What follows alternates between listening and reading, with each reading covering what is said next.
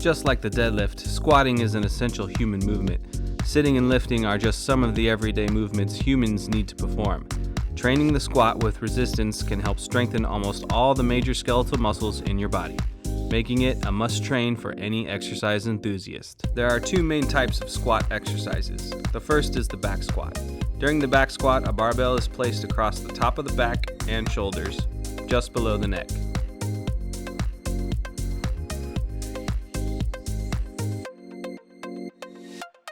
The second type of squat is the front squat. For this position, the bar is placed across the front portion of the shoulders. Variations in grip and bar placement can be used to perform both squatting movements.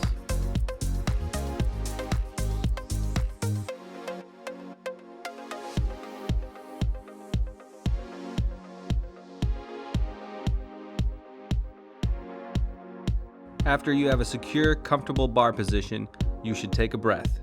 Not only will the breath ensure that your body gets oxygen to help you perform, it will also help you activate your deep core muscles to help stabilize your midsection, enabling it to handle the resistance placed on it during the squatting motion.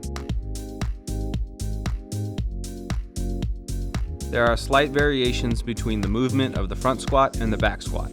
During the front squat, the torso remains more upright compared to the more flexed position of the back squat. As you press through the ground to rise back up, you should keep your body weight evenly distributed between your heels and midfoot. Your knees should be tracking in line with your toes, and your back should remain flat with your chest up and shoulders back throughout the squatting movement.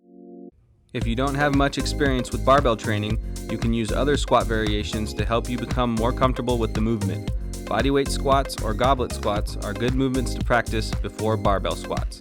Form should always be the primary focus before trying to increase the weight lifted during your squat workouts.